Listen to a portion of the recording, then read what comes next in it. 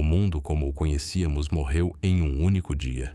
Em 336 a.C., na cidade sagrada de Egeia, em meio ao esplendor das celebrações e à euforia da multidão, o rei Filipe II da Macedônia caiu morto. Seu corpo, transpassado pela lâmina de um guarda-costas, marcou o fim sangrento de uma era e o prólogo de outra, ainda mais grandiosa e inimaginável. Seu filho de 20 anos, Alexandre, ascendeu ao trono. Mas, para entendermos quem ele era e quem estava destinado a se tornar, precisamos voltar no tempo. Precisamos ver o mundo que seu pai criou e o legado que se tornou tanto seu maior dom quanto seu fardo mais pesado. Em meados do século IV a.C., o mundo helênico era uma sombra de sua antiga glória. A Era de Ouro de Atenas era coisa do passado, sepultada sob as ruínas da Guerra do Peloponeso. A grande Esparta, exausta em suas tentativas de manter a hegemonia, definhava lentamente. Tebas, que brilhara brevemente como uma estrela brilhante graças ao gênio de Epaminondas, desvaneceu-se com a mesma rapidez. A Grécia estava dilacerada, fragmentada em dezenas de cidades-estado em guerra. As orgulhosas cidades-estado que outrora repeliram a invasão persa, agora desperdiçavam seu sangue e ouro em intermináveis guerras internas. Debatiam filosofia, criavam obras de arte imortais, mas sua vontade política estava paralisada. Eram como um vaso precioso, porém estilhaçado, cujos fragmentos não podiam mais ser reunidos. E naquele momento, vindo do norte, de terras que os atenienses esclarecidos consideravam semibárbaras, surgiu um homem que mudou tudo: Filipe II da Macedônia. Ele era diferente dos refinados estrategistas gregos. Era rude, caolho, imoderado no vinho e nas paixões, mas possuía uma mente afiada como a lâmina de uma espada e uma vontade inabalável. Ascendendo ao trono instável de um reino dilacerado por conflitos internos e ameaças dos ilírios e trácios, Filipe não salvou a Macedônia. Ele decidiu reformá-la. Seu gênio se revelou em duas áreas: diplomacia e guerra.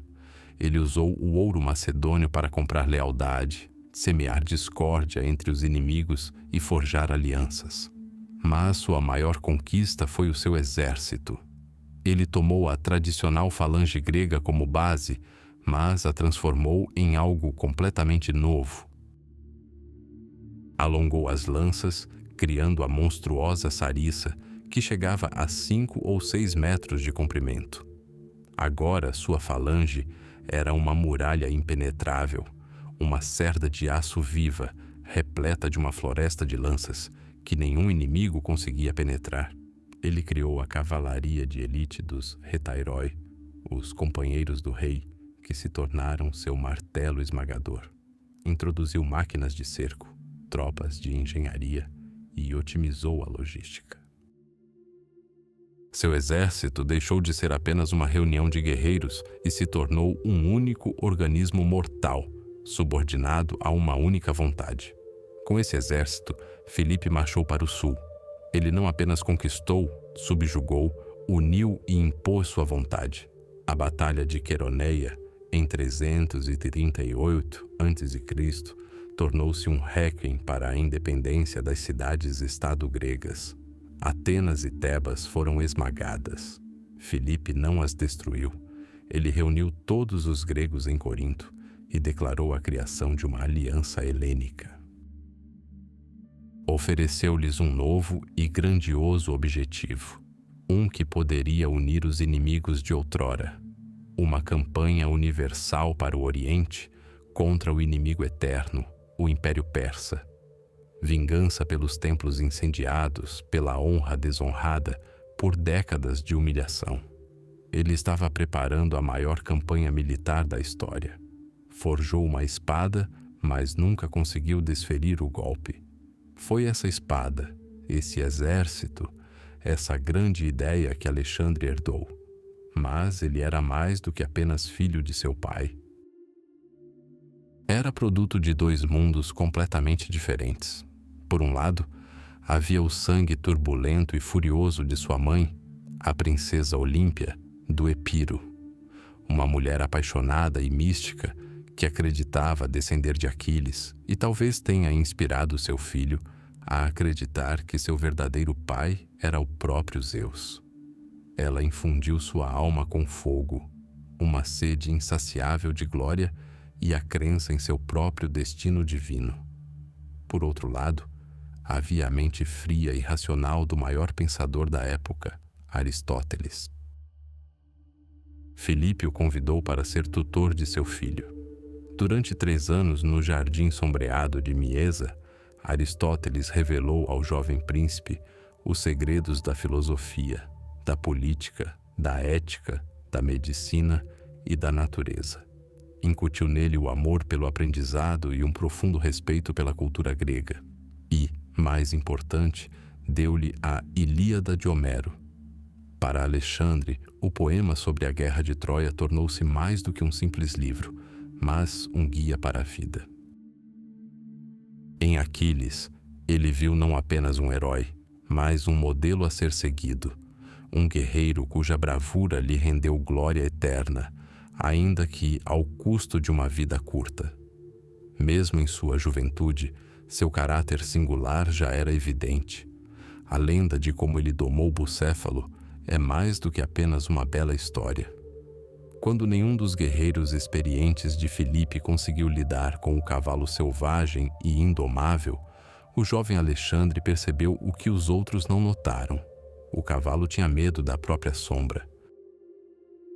Ele virou o cavalo em direção ao sol, falou com ele gentilmente e montou na sela. Essa ação personifica o futuro Alexandre. Observação, coragem, a capacidade de enxergar a essência das coisas e encontrar soluções criativas, onde outros viam apenas força bruta. Ele não quebrou a vontade do cavalo, ele a compreendeu e a subjugou. Assim, em 336 a.C., este jovem, em cujas veias corria o sangue de heróis e cuja mente fora lapidada pelo maior filósofo, foi deixado sozinho. O legado de Filipe era vasto, mas também perigoso. O exército era leal à memória de seu pai, mas juraria fidelidade a seu filho inexperiente? As cidades gregas, mal pacificadas, agitaram-se imediatamente, na esperança de reconquistar sua liberdade. As tribos bárbaras do norte ergueram-se novamente. Inimigos na corte conspiravam. Alexandre recebeu uma máquina militar perfeitamente afinada e um grande plano para a conquista da Ásia. Mas primeiro, ele precisava provar ser digno desse legado. Precisava mostrar ao mundo que a sombra de seu pai não o ofuscaria, mas apenas apontaria o caminho. Os primeiros passos do novo rei precisavam ser rápidos, decisivos e implacáveis. O mundo prendeu a respiração. Não era apenas um herdeiro que entrava para a história. Era um conquistador que entrava. No auge de sua glória, quando a sombra de Filipe da Macedônia pairava sobre toda a Grécia e seu olhar se voltava para o leste, para as vastas riquezas do Império Persa, um conflito se anunciava no próprio coração de sua corte, um conflito que poderia destruir tudo o que ele havia construído. Filipe era o arquiteto de uma nova era, um político e comandante brilhante que transformou um reino atrasado em uma máquina militar invencível. Seu filho, Alexandre, era sua maior criação e sua maior preocupação.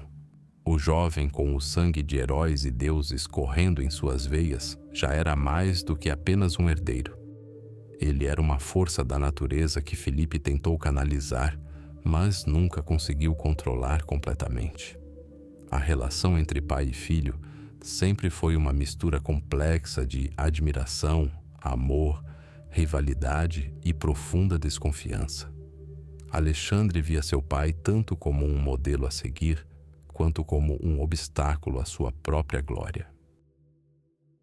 Filipe se orgulhava do filho, de sua inteligência, coragem e talento militar, mas temia suas ambições desenfreadas e a influência de sua mãe, a princesa Olímpia do Epiro, uma mulher apaixonada, orgulhosa e mística que acreditava que seu filho era descendente de Aquiles e do próprio Zeus.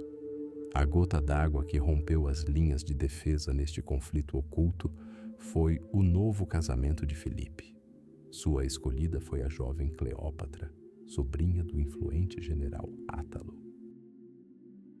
Ao contrário de Olímpia, uma estrangeira do Epiro, Cleópatra era uma macedônia de sangue puro. Essa união foi mais do que um mero capricho do rei idoso. Foi um ato político que lançou uma sombra sobre a legitimidade da própria reivindicação de Alexandre. Agora a Macedônia poderia ter um novo herdeiro, sem uma gota de sangue bárbaro. No banquete de casamento, em meio ao tilintar de taças e discursos em voz alta, um Átalo embriagado propôs um brinde que se provou fatal. Ele conclamou os macedônios a orarem aos deuses pelo nascimento de um herdeiro legítimo de Filipe e Cleópatra. Essas palavras atingiram Alexandre como uma adaga. Então o que eu sou, um canalha, um bastardo, gritou ele furioso, atirando seu cálice na cara de Átalo. Seguiu-se uma briga. Filipe, atordoado pelo vinho e pela raiva diante da insolência do filho, desembainhou a espada e avançou em direção a Alexandre, mas as pernas do rei lhe falharam e ele caiu no chão. Eis um homem que se preparava para atravessar da Europa para a Ásia, disse Alexandre com amarga zombaria, e não consegue atravessar de um leito para outro sem cair. A humilhação pública foi insuportável. Alexandre e sua mãe fugiram da capital e partiram para o exílio. O grandioso plano de invadir a Ásia estava em risco.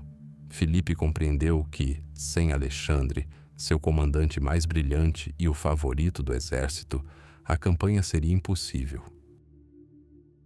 Seguiram-se longas e humilhantes negociações e uma frágil reconciliação foi alcançada. Alexandre retornou, mas a ruptura entre pai e filho havia se transformado em um abismo. A corte estava dividida em facções e o ar estava carregado de intriga e medo.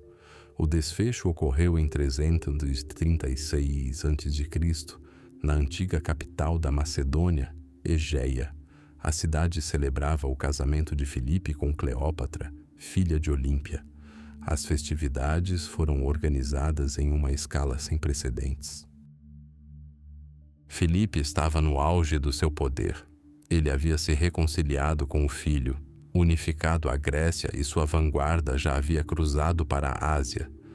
No dia do seu triunfo, decidiu revelar-se ao povo em toda a sua glória. Vestido com túnicas brancas como a neve e coroado com uma grinalda, entrou no teatro à frente da procissão, dispensando ostensivamente seus guarda-costas para demonstrar que o amor do povo era sua melhor defesa.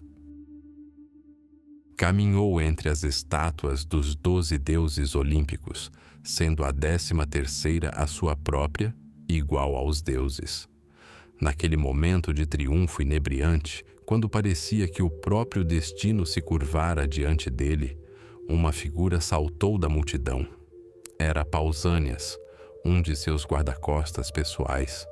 Movido por uma queixa pessoal que o rei ignorava, ou guiado por uma mão invisível, ele desferiu um único golpe fatal na lateral de Filipe. O rei, que havia conquistado a Grécia e estava prestes a esmagar a Pérsia, caiu morto no chão, sufocando-se com o próprio sangue diante dos olhos atônitos da multidão. Caos. Pânico. Por um instante, o mundo ficou por um fio. Nesse momento crítico, quando o reino corria o risco de ruir, Alexandre, de 20 anos, demonstrou a força de vontade inabalável e os reflexos fulminantes herdados de seu pai. Enquanto o assassino era perseguido e morto no local, sem que lhe fosse dada a chance de proferir uma palavra, os generais leais de Alexandre, especialmente o experiente Antípatro, cercaram o herdeiro. Sem perder um segundo, levaram-no para o exército. Os soldados, vendo no jovem a coragem de seu pai e suas próprias esperanças de glória e pilhagem na Ásia, proclamaram-no rei sem hesitar, erguendo-o em seus escudos. Mas a proclamação não foi suficiente. O poder conquistado com sangue precisava ser defendido com sangue. Uma purga implacável teve início. A primeira vítima foi o general Átalo, que estava com suas tropas na Ásia. Os assassinos enviados por Alexandre o pegaram de surpresa. Em seguida, todos os pretendentes ao trono, qualquer um que pudesse desafiar o novo poder, foram executados. O destino mais terrível recaiu sobre a última esposa de Filipe, Cleópatra, e seu filho recém-nascido. Segundo a lenda, a vingativa Olímpia a obrigou a escolher entre a forca, a espada e o veneno, depois de ferver seu bebê vivo em um caldeirão de bronze. Se isso é verdade ou um mito sombrio criado por inimigos, jamais saberemos. Mas a crueldade desse ato, real ou imaginário, tornou-se um símbolo arrepiante do novo poder. Assim, em questão de semanas, após suportar humilhação, exílio, a morte de seu pai e um massacre sangrento, Alexandre ascendeu ao trono. Herdou o exército, o tesouro e o grandioso plano de Filipe, mas não se limitou a tomar o lugar do pai. Conquistou o poder com uma determinação que fez tremer amigos e inimigos. A sombra de Filipe não mais o pairava. Agora, ele projetava sua própria sombra, e essa sombra cobriria todo o mundo conhecido. A era de Filipe terminou com um respingo de seu próprio sangue. A era de Alexandre havia começado. Na primavera de 334 a.C., a história prendeu a respiração enquanto o mundo inteiro cruzava uma estreita faixa de água. O Helesponto, o estreito que dividia a Europa da Ásia, havia simbolizado por séculos a fronteira entre os mundos, e agora se tornava uma ponte. Através de suas ondas, navegava uma frota carregando não apenas um exército, mas um destino. 40.000 soldados de infantaria e 5.000 de cavalaria, forjados no fogo das guerras balcânicas, liderados por um rei de 22 anos, partiram para uma campanha que mudaria o mapa do mundo e o próprio conceito do que era possível. Este era um novo tipo de exército, uma fusão da fortaleza macedônia e do pensamento militar grego. Seu coração era a falange, repleta de uma floresta de lanças sarissa de 6 metros de comprimento, uma muralha viva de aço e coragem. Seu punho era a cavalaria pesada dos retairoi, os amigos do rei, aristocratas para quem a guerra era o sentido da vida e a bravura pessoal a maior virtude. E à sua frente estava Alexandre. Para ele, esta campanha era mais do que uma simples conquista. Era uma peregrinação seguindo os passos dos heróis, o cumprimento de um juramento secular e um diálogo pessoal com a história. A primeira coisa que fez ao pisar em solo asiático foi visitar as ruínas de Troia. Ali, no túmulo de seu ancestral mítico Aquiles, realizou sacrifícios como se pedisse uma bênção à sombra do maior guerreiro da Hélade. Assumiu seu manto, sua fúria e sua sede insaciável de glória. A notícia da invasão chegou aos sátrapas persas da Ásia Menor. Um conselho de guerra se reuniu na cidade de Zeleia. Os senhores das terras mais ricas, acostumados ao luxo e à obediência inquestionável, encaravam o audacioso jovem macedônio com arrogância desdenhosa. Entre eles, apenas um homem avaliou a ameaça com sobriedade: o mercenário grego Meinon de Rhodes.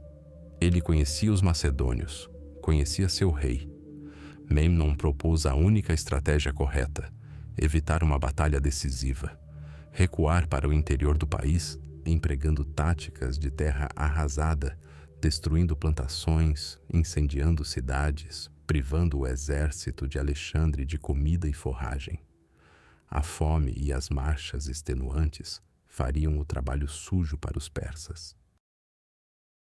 O exército invasor, como um incêndio florestal sem alimento, se extinguiria sozinho. Mas os aristocratas persas não estavam tomados pela água, e sim por um orgulho fervilhante.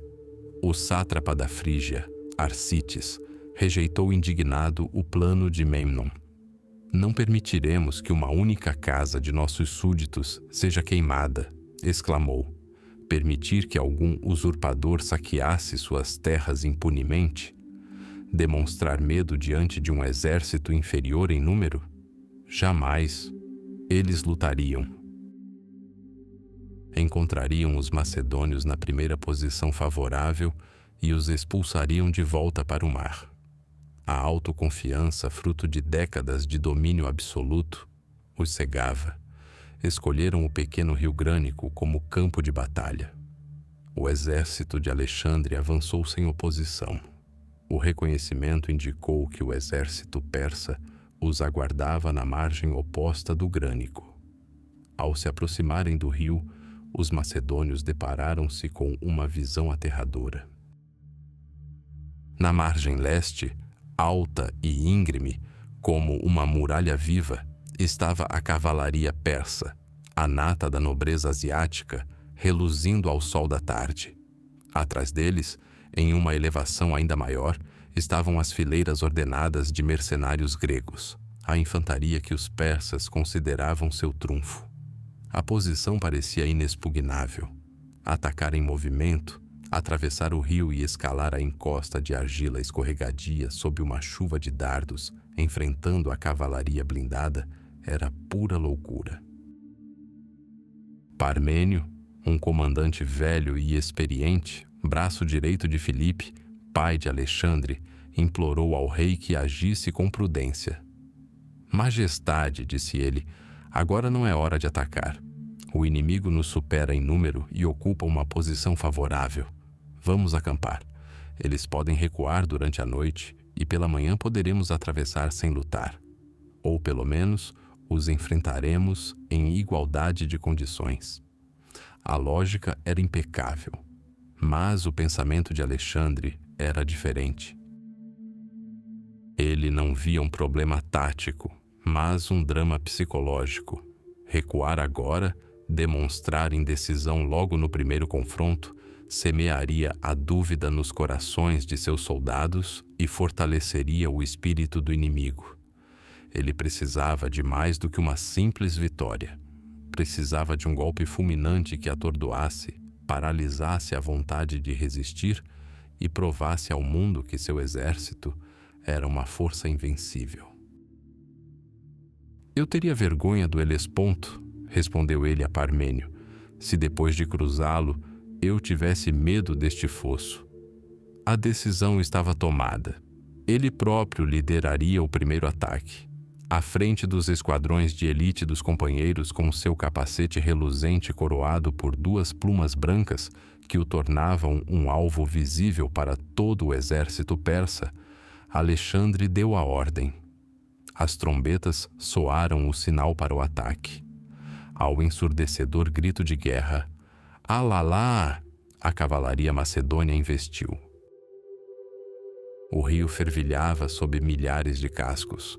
Lama e respingos voavam pelo ar, misturando-se ao assobio dos dardos.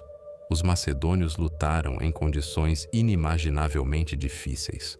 Um leito lamacento, uma correnteza forte e, o mais importante, tiveram que lutar debaixo, enquanto os persas desferiam golpes das alturas de suas margens. As primeiras fileiras dos atacantes foram esmagadas e repelidas. Mas isso foi apenas um prelúdio. Seguindo a vanguarda, ligeiramente à direita, o próprio Alexandre investiu contra o coração da linha inimiga. Sua presença inflamou os guerreiros, transformando um ataque desesperado em um impulso irresistível.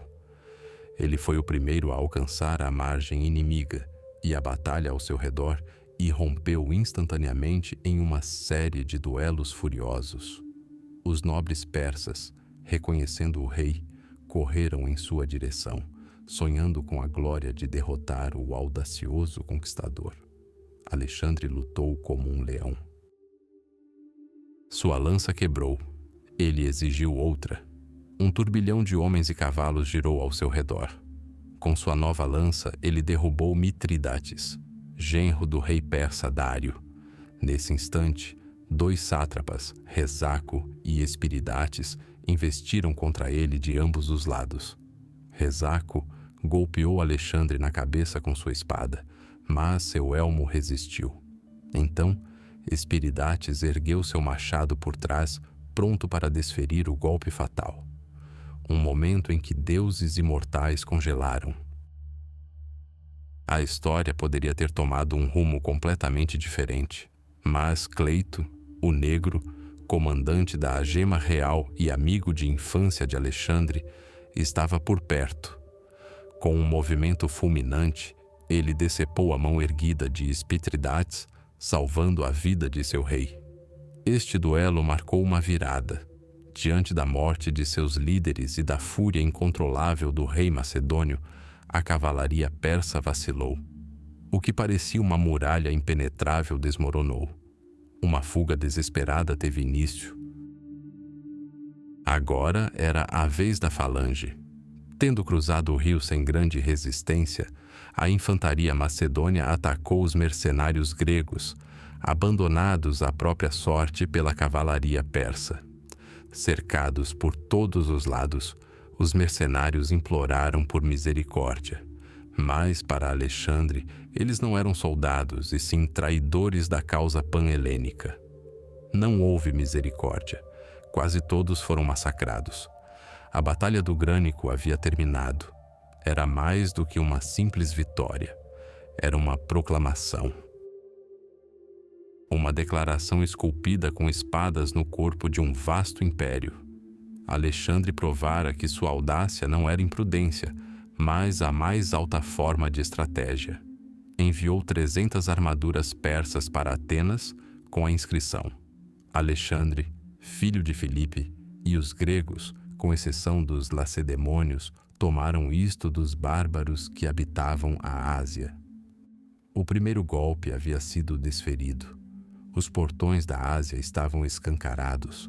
Adiante, estendia-se o continente. A vitória no Rio Grânico foi apenas um prelúdio, o primeiro acorde de uma grande sinfonia de conquista. O sangue nas margens do rio ainda não havia secado, mas o exército macedônio já havia avançado, adentrando terras desconhecidas. Diante de Alexandre estendia-se a Anatólia, a Ásia Menor, uma ponte entre mundos, uma encruzilhada de civilizações e a chave para o coração do Império Persa.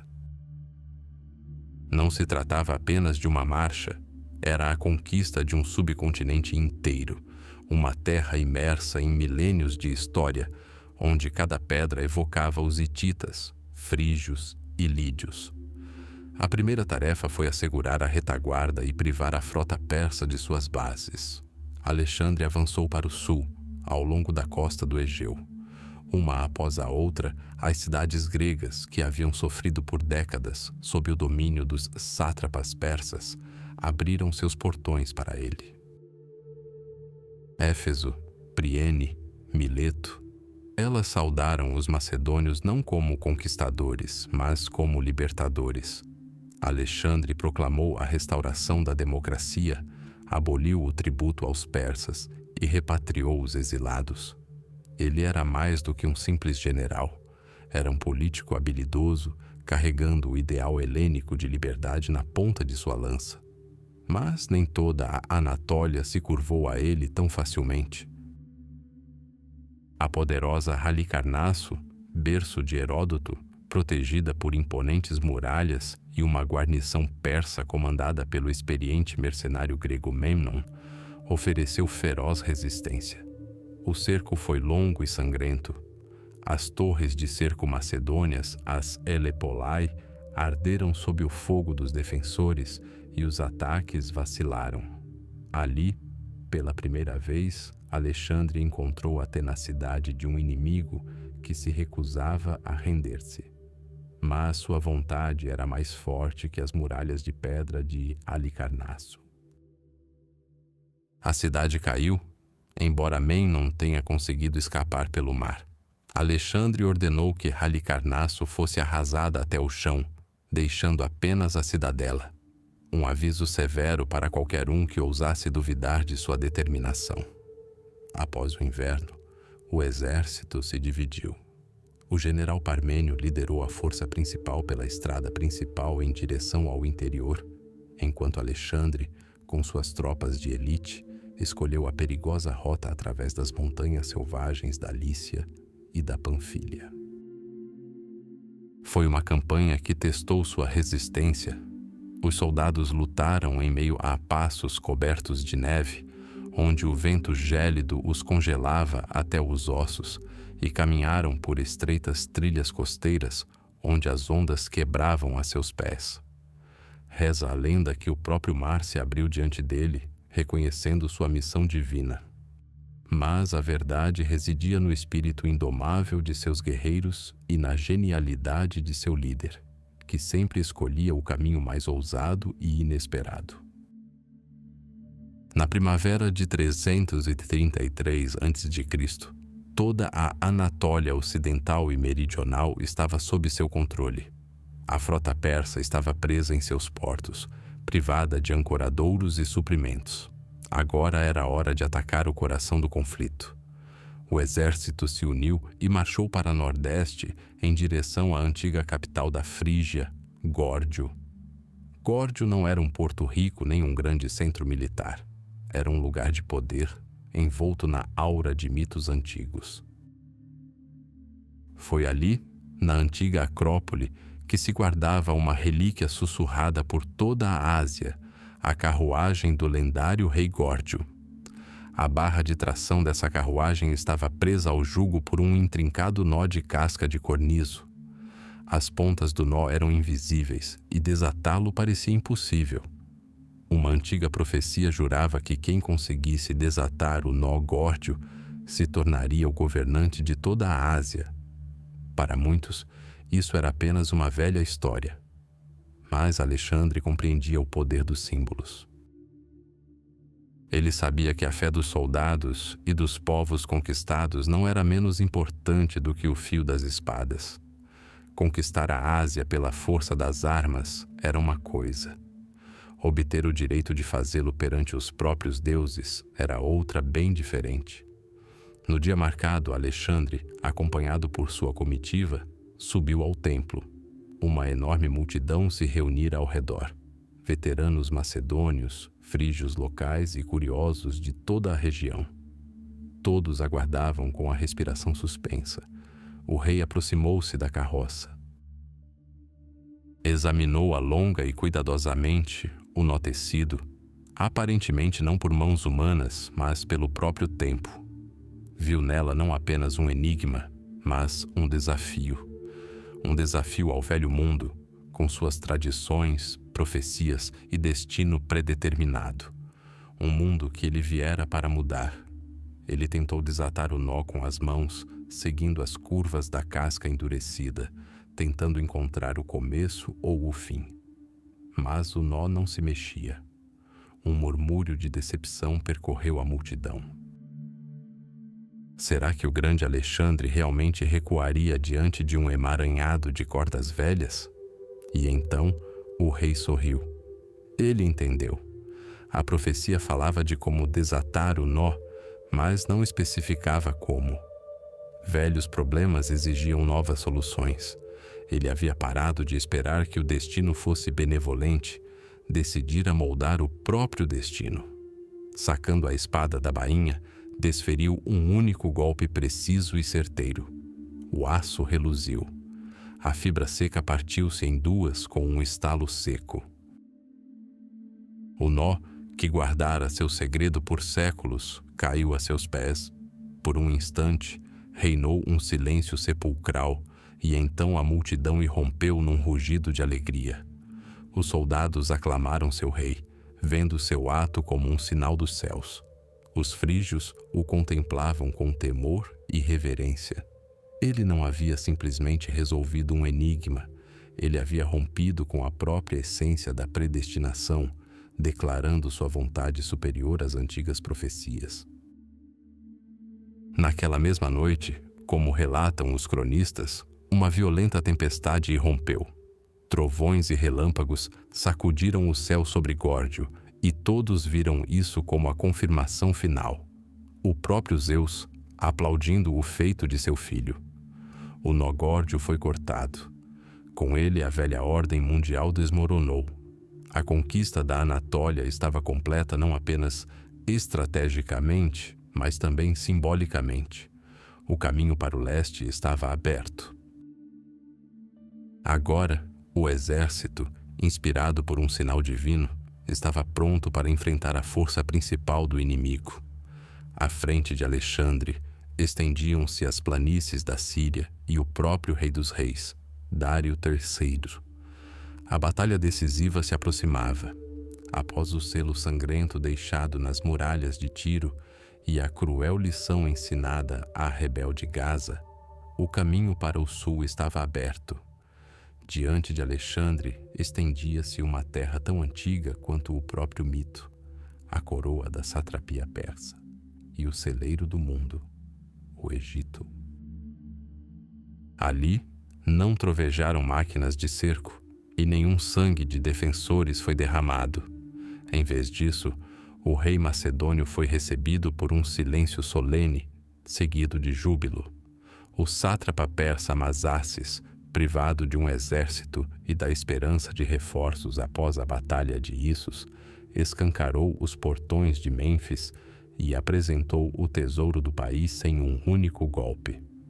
O Egito se estendia diante dele como uma fruta madura, cansada da amarga dominação persa. Para os egípcios, cujos deuses haviam sido insultados e cujos templos saqueados pelos conquistadores zoroastrianos, Alexandre não era apenas mais um tirano estrangeiro. Ele era um libertador, a força profetizada que viera restaurar Ma'at, a ordem e a justiça divinas. Multidões afluíam às ruas, saudando-o não como um conquistador, mas como um governante legítimo, o faraó há muito esperado. Viram em seus cabelos loiros e olhar penetrante um vislumbre do divino, um sinal vindo do alto. Alexandre, dotado de uma perspicácia política infalível, assumiu esse papel com dignidade e profundo respeito. Na antiga capital, Mênfis, ele realizou sacrifícios não apenas aos deuses gregos, mas também ao touro sagrado Apis, a principal divindade da cidade. Esse ato simples, porém incrivelmente significativo, demonstrou ao sacerdócio e ao povo egípcio que o novo governante honrava suas tradições. Ele não viera para destruir, mas para governar em harmonia com a cultura milenar do Nilo. Foi coroado segundo todos os cânones, ostentando a dupla coroa do Alto e do Baixo Egito. Agora ele não era simplesmente o rei da Macedônia e o hegemon da Grécia. Ele era um deus vivo, um faraó, o herdeiro de Ra. Mas o poder e os títulos terrenos não bastavam para um homem movido por uma sede insaciável, o que os gregos chamavam de potos, um desejo ardente pelo desconhecido. No fundo de sua alma, ardia uma pergunta que o assombrava desde a infância, alimentada pelos contos de sua mãe, Olímpia, sobre suas origens divinas. Seria ele filho do rei mortal Filipe? Ou o sangue de um deus realmente corria em suas veias? A resposta a essa pergunta só poderia ser dada por um oráculo, cuja fama ressoava por todo o mundo antigo, rivalizando com a de Delfos. Era o oráculo de Zeus Amon, no remoto oásis de Siwa, perdido no deserto da Líbia. A jornada até lá não era apenas longa, era mortalmente perigosa. Caravanas desapareciam nas areias infinitas, e um exército persa inteiro sob o comando do rei Cambises, que outrora partira para conquistar o oásis, foi engolido por uma tempestade de areia, sem deixar vestígios. Os conselheiros de Alexandre tentaram dissuadi-lo, chamando a expedição de loucura. Mas para ele aquilo não era apenas uma peregrinação, era um teste do destino. Ele tinha que chegar lá. A expedição seguiu para o oeste ao longo da costa, adentrando em seguida o mar de areia escaldante. O deserto os recebeu com sua fúria silenciosa e implacável. Os suprimentos de água diminuíram, os pontos de referência desapareceram na névoa cintilante e o sol escaldante não ofereceu trégua, nem de dia, nem de noite. Reza a lenda que, quando o grupo se perdeu e estava à beira da sede, os deuses enviaram-lhes auxílio. Primeiro, uma chuva milagrosa regou o povo e a terra, e então 2 serpentes, ou, segundo outra versão, 2 corvos, surgiram do nada e mostraram à caravana o caminho certo através das dunas. Se isso era verdade, ou um mito nascido de uma mente atormentada, já não importava. Para Alexandre e seus homens, era mais um sinal de proteção divina. Finalmente, um vislumbre de verde surgiu no horizonte. Após centenas de quilômetros de deserto árido, o oásis de Siwa parecia um milagre, um paraíso esmeralda em meio ao inferno. Em meio a palmeirais e fontes de água fresca, erguia-se o antigo templo de Amon-Ra. O tempo parecia ter parado ali. Quando Alexandre se aproximou do santuário, foi recebido pelo sumo sacerdote. Ignorando todos os companheiros do rei, dirigiu-se a ele diretamente, mas não como um mortal. Saudou-o como filho de um deus. A parte mais íntima do ritual ocorreu nas profundezas do templo, longe de ouvidos curiosos. O que exatamente Alexandre perguntou ao oráculo e o que ele respondeu permaneceram um segredo para sempre. Ele nunca revelou os detalhes dessa conversa a ninguém, dizendo apenas que ouviu o que seu coração desejava. Mas, quando emergiu da penumbra do santuário, seu rosto irradiava luz. Ele não tinha mais dúvidas. Havia conquistado uma confiança final e inabalável em sua excepcionalidade, em seu destino. Os sacerdotes o proclamaram publicamente filho de Amon. Para os gregos, que identificavam o Amon egípcio com seu deus supremo Zeus, isso significava uma coisa: Alexandre era o próprio filho de Zeus. Esse evento mudou tudo. Tornou-se o alicerce ideológico de seu futuro império. Ele não era mais simplesmente um rei conquistador. Era um deus encarnado e sua missão adquiriu uma dimensão sagrada e universal. Ao retornar do deserto, Alexandre embarcou em uma empreitada que imortalizaria seu nome tanto quanto suas vitórias militares. Na costa do Mediterrâneo, em uma localização estrategicamente ideal entre o mar e o lago Mareotes, ele elaborou os planos para uma nova cidade. Reza a lenda que, quando os arquitetos ficaram sem giz, o rei ordenou que seus soldados usassem farinha de cevada para traçar os contornos das futuras avenidas largas, templos e ágora. Um bando de pássaros atraído por essas linhas de farinha foi considerado um bom presságio. A cidade alimentaria o mundo. Assim foi fundada Alexandria, o futuro centro da cultura, ciência e comércio helenísticos, um farol de conhecimento para as gerações futuras. Ao deixar o Egito na primavera de 331 a.C., Alexandre era um homem transformado. Ele partiu não apenas como o rei macedônio que derrotara os persas no oeste, mas como um faraó, filho de Amon, o fundador da cidade eterna. Seu olhar agora se voltava para o leste, para o próprio coração do Império Persa, onde o aguardava seu confronto final e decisivo com Dário. Agora ele avançava não apenas com o poder de seu exército, mas também com uma fé inabalável em seu destino divino.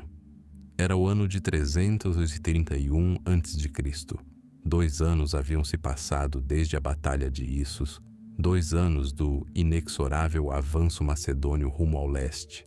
Fenícia, Judéia, o poderoso Egito, todos se curvaram diante do jovem conquistador.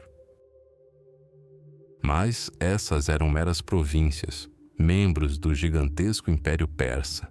Alexandre havia seguido seu coração, e agora, na planície infinita e ensolarada perto da vila de Galgamela, ele o encontrara. Dário III, o rei dos reis, aprendeu com suas derrotas. Ele não permitiria mais que desfiladeiros e rios anulassem sua maior vantagem, a superioridade numérica. Ele mesmo escolhera aquele campo de batalha. Perfeitamente plano, preparado por seus engenheiros para que nada impedisse o rápido avanço de sua principal arma, os carros de guerra com eixos em forma de foice. Ali, sob o impiedoso céu da Mesopotâmia, ele reunia toda a força de seu império. Historiadores antigos falam de um exército de 1 milhão, mas mesmo pelas estimativas modernas mais conservadoras, o exército persa contava com pelo menos 1/4 milhão de guerreiros. Era mais do que apenas um exército. Era um mundo inteiro, reunido sob uma única bandeira, arqueiros a cavalo citas do norte, poderosos cavaleiros bactrianos do coração da Ásia, elefantes de guerra indianos, hoplitas mercenários gregos e, é claro, o núcleo do exército. 10.000 imortais, a guarda pessoal do rei. Em frente ao acampamento macedônio, havia um mar de gente, cujas fogueiras à noite lembravam um céu estrelado descendo à terra. Alexandre só conseguiu reunir 47.000 homens contra este oceano. 40.000 soldados de infantaria e 7.000 de cavalaria. Mas estes não eram apenas soldados, eram veteranos experientes que haviam suportado fogo e água desde o Grânico até o Egito. Cada um deles reconhecia seu comandante à vista, e cada um acreditava em seu gênio, em sua divina boa sorte. Aquilo não era um exército, era um único organismo, uma lâmina afiada na mão de um só homem. Na noite anterior à batalha, o velho e experiente general Parmênio aproximou-se do rei com uma proposta. "Vamos atacar sob a proteção da escuridão", aconselhou. "A surpresa e o caos em seu vasto acampamento estarão a nosso favor." Alexandre olhou para ele e proferiu as palavras que se tornaram lendárias: "Não roubarei a vitória." Ele não queria uma vitória conquistada por meio de artimanhas ou truques. Ele precisava de glória, prova inegável de superioridade, um triunfo testemunhado por deuses e homens. Naquela noite, enquanto ninguém no acampamento persa dormia, aguardando o ataque, Alexandre, o Grande, dormia o sono profundo de um herói. Na manhã de 1º de outubro, enquanto o sol nascia sobre a planície, 2 mundos se apresentavam congelados um contra o outro. A linha persa parecia infinita, seus flancos estendendo-se além do horizonte. No centro, em sua carruagem dourada, estava Dário, cercado por seus melhores guerreiros. Diante dele, uma formidável linha de 200 carros de guerra com foices. Alexandre dispôs seu exército de maneira diferente da que Dário esperava. Ele posicionou suas tropas em uma formação escalonada, com o flanco direito avançado e o esquerdo inversamente recuado. Essa formação de batalha oblíqua já lhe havia garantido a vitória, mas aqui ele a aperfeiçoou. Percebendo que poderia ser cercado, criou uma segunda linha de infantaria atrás da linha principal, pronta para se desdobrar e enfrentar o inimigo pela retaguarda. Seu exército tornou-se uma fortaleza viva, repleta de lanças. A batalha começou. Alexandre à frente de sua cavalaria de elite, os companheiros começou a avançar. não para a frente em direção ao inimigo, mas para a direita, ao longo da linha persa. Essa manobra confundiu Dário. Alexandre estava retirando suas melhores tropas do campo de batalha, que estavam preparadas para seus carros de guerra.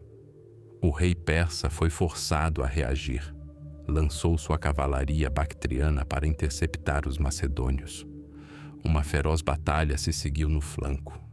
A linha persa começou a se estender, acompanhando o avanço de Alexandre. Então Dário deu a ordem que todos esperavam. Os carros de guerra avançaram. Deve ter sido uma visão aterradora. O estrondo das rodas, o relincho dos cavalos, o brilho das lâminas giratórias correndo em direção à muralha monolítica da falange macedônia. Mas Alexandre estava preparado. Ao seu sinal, as primeiras fileiras da infantaria se abriram, formando corredores. Soldados levemente armados alvejaram os condutores e os cavalos com dardos. Os carros de guerra, descontrolados, atravessaram a linha inimiga sem causar danos, caindo na armadilha da segunda linha. A formidável arma persa havia sido neutralizada praticamente sem perdas. Alexandre continuou seu avanço para a direita, estendendo ainda mais a frente persa. E então ele viu o que esperava. No exato momento em que o flanco esquerdo da infantaria persa correu em auxílio da cavalaria, uma brecha surgiu em sua linha de batalha. Era pequena, quase imperceptível na grandiosidade daquela gigantesca batalha, mas para o olhar atento de Alexandre foi o suficiente. Ele posicionou seus retairoi e, formando a famosa cunha macedônia, atacou essa brecha. Não se tratava de uma simples carga de cavalaria. Era um ataque fulminante, direcionado a um único ponto, o coração do exército inimigo. À frente da cunha, em armadura reluzente, com 2 plumas no elmo, voava o próprio Alexandre. Seu alvo não era o flanco, nem a infantaria. Seu alvo era Dário. O golpe foi terrível. Os retairoi, armados com longas lanças, abriram caminho através das fileiras da guarda persa. A falange investiu contra a brecha atrás deles. O pânico começou a tomar conta do centro do exército persa. De sua carruagem, Dário viu a figura implacável do rei macedônio abrindo caminho em meio à fumaça, à poeira e ao brilho do aço. A coragem do rei dos reis vacilou. Ele virou sua carruagem e fugiu do campo de batalha. A fuga do monarca serviu de sinal para todo o exército. O centro e o flanco esquerdo persas desmoronaram e fugiram em pânico. A vitória parecia completa. Mas, naquele instante, um mensageiro galopou pelo flanco esquerdo macedônio. O velho Parmênio, atacado pelas forças superiores da cavalaria persa de Mazeu, estava à beira da aniquilação. Alexandre enfrentou uma escolha que determinaria todo o seu futuro. Dário estava em fuga à sua frente. Uma perseguição poderia pôr fim à guerra ali mesmo. Atrás dele jazia seu exército, seus camaradas sangrando. E assim, ele fez sua escolha. Abandonando a busca pelo prêmio final, ele posicionou sua cavalaria vitoriosa e atacou a retaguarda dos persas que pressionavam Parmênio. Esse golpe decidiu o resultado da batalha também nesse flanco. Ao pôr do sol, tudo havia terminado. A planície de Gaugamela estava coberta pelos corpos de dezenas de milhares de caídos. O grande exército persa deixara de existir. Era mais do que uma simples vitória. Era o fim de uma era. O Império Aquemênida, um colosso que se erguera por séculos, desmoronou naquele dia. O caminho para a Babilônia, Susa e Persépolis, o caminho para os tesouros e o coração da Ásia, estava aberto. Alexandre não era mais apenas o rei da Macedônia. No solo ensanguentado de Gaugamela, ele conquistara o direito de se autodenominar governante da Ásia. Após a vitória decisiva em Gaugamela, O caminho para o coração do Império Persa estava aberto. Babilônia e Susa, as grandes capitais administrativas, caíram para Alexandre sem luta, surpreendendo os macedônios com seus incontáveis tesouros. Mas isso era apenas o limiar. Adiante, erguia-se Persépolis, a capital ritual e espiritual dos Aquemênidas, uma cidade que não era simplesmente o centro do poder, mas sua personificação em pedra. Era o lugar para onde representantes de todos os povos conquistados acorriam anualmente para trazer presentes ao Rei dos Reis. Cada baixo-relevo em suas paredes, cada coluna de seus majestosos salões glorificava a grandeza e a inviolabilidade do poder persa. Em janeiro de 330 a.C., o exército de Alexandre, após atravessar o portão persa, onde encontrou resistência desesperada, porém inútil, adentrou a cidade sagrada. O que seus olhos viram superou todas as lendas. O complexo palaciano, erguendo-se sobre um gigantesco terraço, parecia obra não de homens, mas dos deuses. Uma grande escadaria conduzia ao portão de todas as nações, guardado por colossais touros alados, Lapuzu. Além deles encontrava-se o salão de audiências, o Apadana, uma floresta de dezenas de colunas esbeltas, coroadas com capitéis em forma de grifos e leões. As paredes eram cobertas por esculturas que retratavam intermináveis procissões de medos e persas, lídios e etíopes, babilônios e indianos, portando seus mais belos presentes.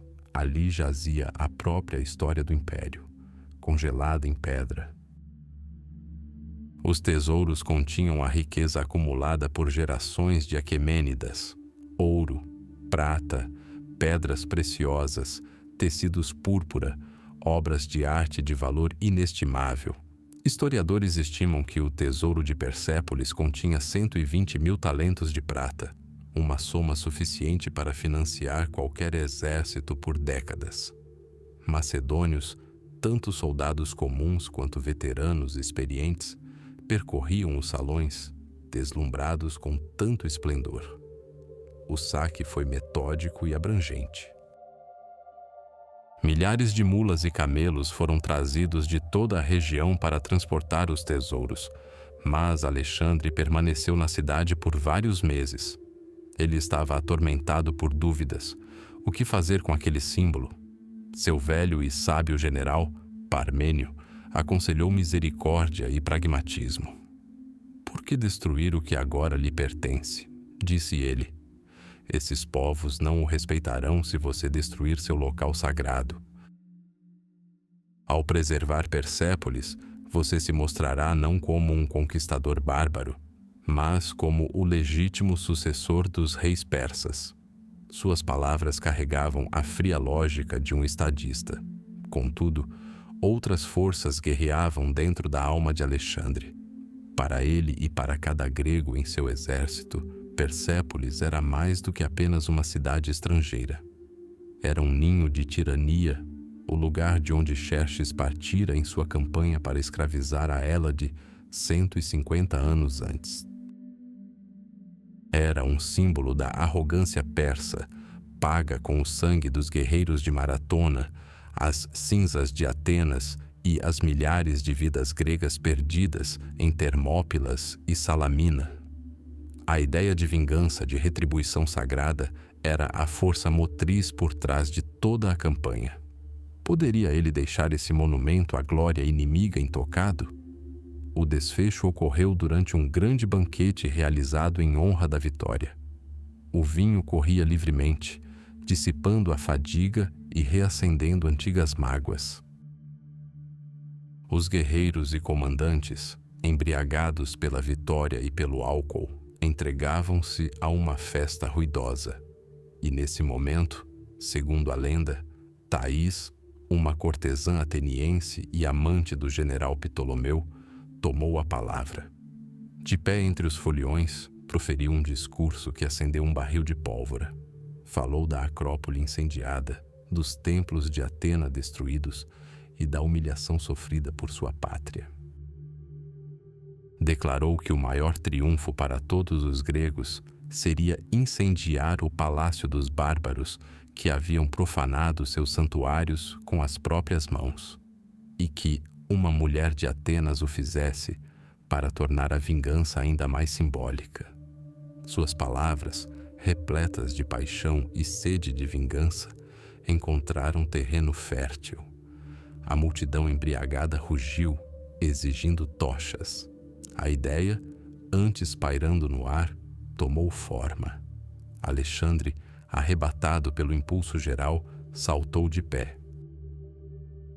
Talvez, em seu torpor alcoólico, visse nisso a mão do destino, o grande ato final de um drama histórico. Ele foi o primeiro a tomar a tocha. O que começou como uma bacanal regada a álcool transformou-se numa pira funerária para o maior império da antiguidade. Uma procissão com tochas percorreu os salões do palácio. Alexandre, tais e seus associados mais próximos, tornaram-se sacerdotes desse ritual de destruição. A primeira tocha atingiu as luxuosas tapeçarias que adornavam as paredes. O fogo consumiu vorazmente a madeira seca de cedro libanês que compunha as vigas e os tetos. As chamas subiram aos céus, devorando tudo em seu caminho.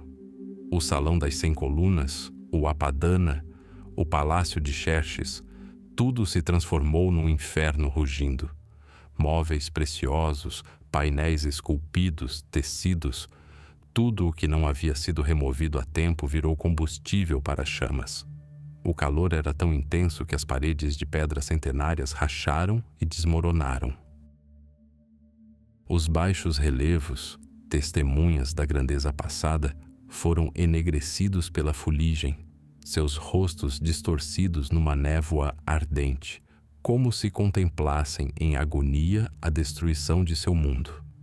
Na manhã seguinte, quando a fumaça se dissipou, Alexandre e seu exército se depararam com um cenário de completa devastação. No lugar do magnífico palácio, restavam apenas ruínas enegrecidas e colunas solitárias, como lápides em um monte de cinzas. Reza a lenda que, após recobrar a consciência, Alexandre se arrependeu de seus atos, percebendo que havia destruído não apenas um símbolo inimigo, mas uma obra-prima da arte mundial. Mas o significado político desse ato foi ensurdecedor e inequívoco. Ao incendiar Persépolis, Alexandre queimou pontes, anunciou ao mundo inteiro que a dinastia aquemênida estava morta e que não haveria retorno ao passado. Era um sinal para cada sátrapa, cada nobre persa. Seu rei Dário agora era um fugitivo e seu império não passava de um monte de cinzas. As chamas de Persépolis tornaram-se a pira funerária de toda uma era. Sobre essa ruína fumegante, Alexandre proclamou o nascimento de um novo mundo helenístico, onde dali em diante haveria apenas um governante. A guerra pela sucessão persa havia terminado. A caçada ao último dos Aquemênidas havia começado. O Império Persa jazia morto atrás dele. Dário III, o rei dos reis, não havia caído pela espada macedônia, mas pelas adagas de seus próprios sátrapas. Para muitos dos soldados de Alexandre, aquele era o fim da guerra, o desfecho de uma grande vingança pelas injustiças cometidas contra os gregos. Olhavam para o leste na esperança de retornar para casa, para os vinhedos e olivais da Hélade. Mas para o próprio Alexandre, a morte de Dário era apenas o começo. Ele não era um vingador, mas um conquistador. E a conquista abomina a incompletude.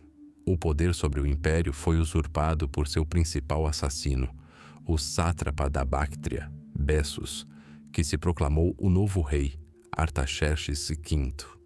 Ele fugiu para além da grande muralha da paz, os picos nevados do Hindu-Kush, que os gregos chamavam de Cáucaso. Lá nas terras selvagens e invictas da Báctria e da Sogdiana, Ele esperava erguer uma nova bandeira de resistência.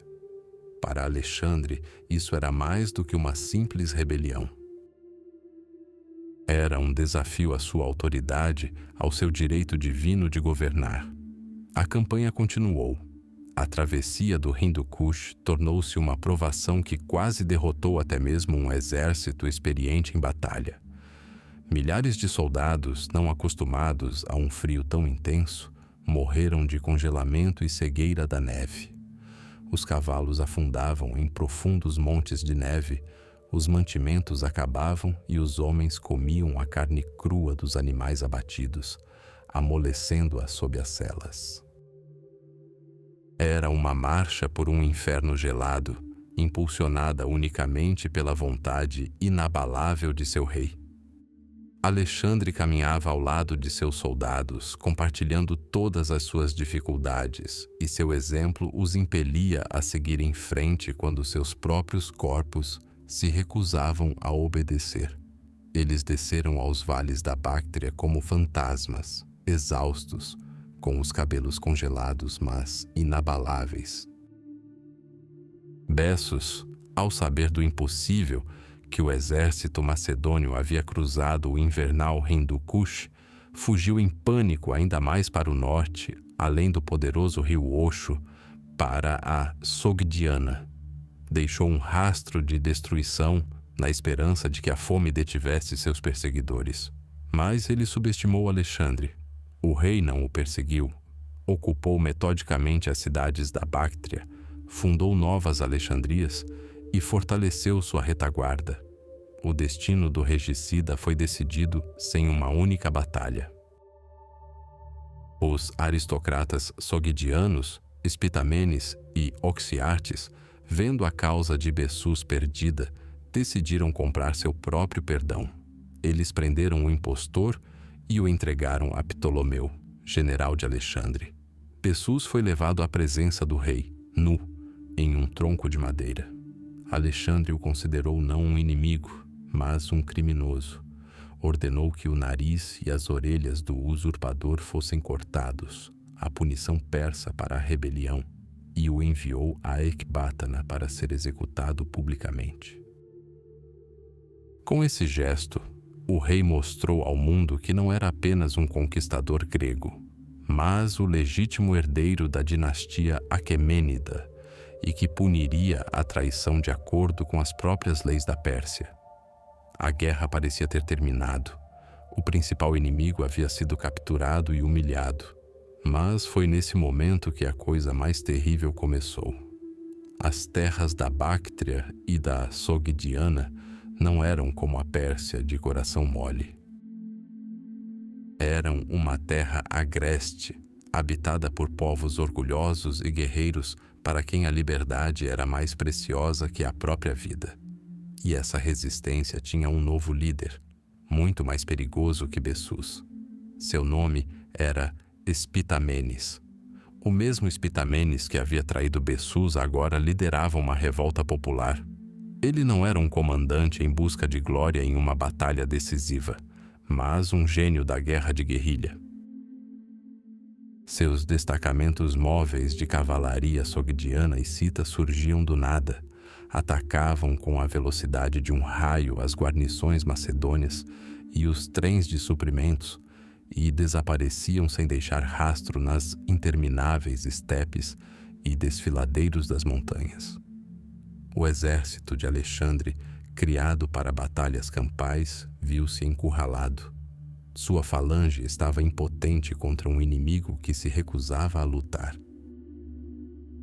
Os macedônios aprenderam uma dura lição no rio Politimeto, onde os sogdianos, liderados por Spitamenes, aniquilaram completamente uma força macedônia de 2.000 homens. Para um exército invicto desde Queroneia, isso foi um choque. Alexandre, correndo para o local da tragédia, viu apenas os corpos mutilados de seus soldados. A ira do rei foi terrível. Ele respondeu à guerra de guerrilha com terror absoluto. Os 2 anos mais brutais de toda a campanha começaram. Alexandre marchou pela Sogdiana com fogo e espada, massacrando as populações de cidades inteiras, sem poupar mulheres nem crianças. Ele compreendeu que o povo apoiava o esquivo Spitamenes e decidiu erradicar esse apoio, mergulhando a terra em sangue. Construiu fortalezas, deixou guarnições, tentando tomar a região com mão de ferro. Às margens do rio Jaxartes, na própria fronteira do mundo conhecido, em 17 dias, fundou a cidade-fortaleza de Alexandria Exata, Alexandria a mais distante. Era seu posto avançado de civilização, erguido diante das tribos citas selvagens que vagavam além do rio. Mas nem mesmo o terror conseguiu quebrar a resistência. Seu coração pulsava nas fortalezas montanhosas inexpugnáveis conhecidas como Rocha Sogdiana e Rocha de Chorri. O aristocrata Oxiartes e sua família refugiaram-se na primeira. A rocha parecia inexpugnável, paredes íngremes, cobertas de neve que alcançavam as nuvens. Quando lhes foi oferecida a oportunidade de se renderem, os sogdianos apenas riram, gritando aos macedônios para enviarem soldados com assas. O desafio foi aceito. Alexandre prometeu uma enorme recompensa a quem conseguisse chegar ao cume. 300 voluntários, os alpinistas mais experientes do exército, armados com cunhas e cordas de escalada, iniciaram a vertiginosa subida sob a proteção da noite. Dezenas caíram no abismo, mas, ao amanhecer, os sobreviventes sinalizaram ao rei do cume, agitando bandeiras brancas. Quando os defensores da fortaleza viram os guerreiros macedônios acima deles, seu moral foi quebrado. Eles se renderam, atônitos não tanto pela força do inimigo, mas por sua audácia. Foi ali, entre os cativos, que Alexandre viu a mulher que mudaria o rumo da guerra e de sua própria vida. Era Roxana, filha de Oxiartes. Dizia-se que ela era a mulher mais bela da Ásia. Mas o rei não se deixou cativar apenas por sua beleza, mas também pelo espírito orgulhoso e inabalável em seus olhos. Naquele instante, o grande estrategista tomou sua mais importante decisão política. Ele não a tomou como concubina escrava. Declarou que se casaria com ela. Esse casamento foi uma jogada de mestre. O rei macedônio, conquistador da Ásia, casou-se com a filha de um aristocrata local. Essa união tornou-se um símbolo de reconciliação, uma ponte entre a Europa e a Ásia. Transformou o conquistador em um governante legítimo e os inimigos de outrora em parentes. A resistência começou a diminuir. Até mesmo Spitamenes, o grande guerrilheiro, perdeu seu apoio. Seus aliados citas, cansados da guerra sem fim, o traíram, o mataram e enviaram sua cabeça a Alexandre como oferenda de paz. A guerra nos confins do mundo havia terminado. Custou a Alexandre 2 anos de sua vida, milhares de soldados e sua reputação de nobre conquistador. Mas lhe ensinou uma nova arte, a arte de governar um império. Ele compreendeu que a paz não se mantém apenas com a ponta da lança. Às vezes requer uma aliança matrimonial, uma política astuta e a disposição de acolher povos estrangeiros. Tendo subjugado a Báctria e a Sogdiana, Alexandre havia assegurado sua retaguarda. Agora seu olhar, insaciável e sempre em busca de novos horizontes, voltava-se ainda mais para o sudeste. Para onde, além do rio Indo, estendia-se uma terra fabulosa e desconhecida, a Índia. A Pérsia jazia em ruínas, suas satrapias subjugadas e o grande rei Dário morto. Para qualquer outro conquistador, este teria sido o fim, a conquista suprema. Mas para Alexandre não era o fim, mas apenas um prelúdio. Seu olhar, incansável e obsessivo, estava fixo mais a leste, onde, além dos picos nevados do Hindu Kush, estendia-se uma terra de maravilhas e monstros, a Índia mítica. Ele não estava simplesmente em busca de novas terras, estava indo além das fronteiras do mundo conhecido, até o grande mar exterior, que ele acreditava banhar a orla do Ecúmeno. Na primavera de 327 a.C., após atravessar passagens geladas com incrível dificuldade, o exército macedônio desceu para o vale do rio Cabu. Era um mundo completamente diferente. O ar era úmido e pesado, a vegetação exuberante e desconhecida, e o povo, distinto tanto dos persas quanto dos gregos. Ali, Alexandre deparou-se pela primeira vez com as táticas que o assombrariam ao longo de sua campanha. A resistência desesperada das tribos montanhesas, cujos fortes pareciam brotar dos próprios penhascos. Cada passo adiante era pago com sangue. Mas a Índia não era apenas hostil. Na cidade de Taxila, ele foi recebido pelo rei local, a quem os gregos chamavam de Taxiles. Este não via Alexandre como um conquistador, mas como um poderoso aliado contra seu principal inimigo, Poro, rei das terras entre os rios Hidáspes e Acesines. Uma aliança foi firmada. Alexandre recebeu guias, provisões e, o mais importante, informações valiosas sobre as forças que o aguardavam. O exército de Taxiles, reforçado por milhares de guerreiros indianos, engrossou as fileiras macedônias. Parecia que o caminho para o subcontinente estava aberto. Mas às margens do Hidáspes, o atual Gelum, as ilusões foram desfeitas. O rio, inchado pelas chuvas de monção, havia se transformado em uma torrente furiosa com vários quilômetros de largura. E na outra margem estava um exército como os macedônios jamais haviam visto. Era liderado pelo próprio rei Poro, um gigante, imponente sobre seus guerreiros, orgulhoso e inflexível. Ele não enviara emissários com presentes ou declarações de submissão. Ele viera para lutar. A principal força de Poro, sua muralha inexpugnável, eram seus elefantes de guerra. 200 animais enormes e blindados, com torretas de batalha em suas costas, ficavam no centro de seu exército. Para os gregos e macedônios, acostumados com batalhas de cavalaria e falange, essa era uma visão saída diretamente de um pesadelo. Arietes vivos, capazes de esmagar unidades inteiras, fortalezas ambulantes, invulneráveis a lanças e flechas. Os soldados que haviam passado por Grânico, Isso e Galgamela experimentaram pela primeira vez o verdadeiro medo primordial. Alexandre compreendeu que um ataque frontal através do rio contra um exército tão poderoso seria puro suicídio. Então, empregou seu maior talento, a astúcia militar, elevada à categoria de arte. Durante várias semanas, desgastou o exército de Poro com fintas, simulando preparativos para a travessia em diversos pontos. Suas tropas se moviam ruidosamente ao longo da margem durante a noite, mantendo os indígenas em constante alerta. Gradualmente, Poro se acostumou com essas manobras e deixou de reagir com tanta veemência. Era exatamente isso que Alexandre esperava.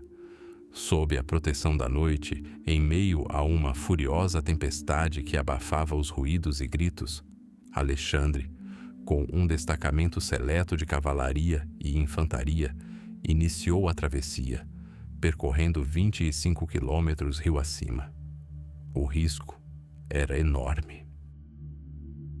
Soldados se afogavam nos redemoinhos, cavalos lutavam contra a correnteza.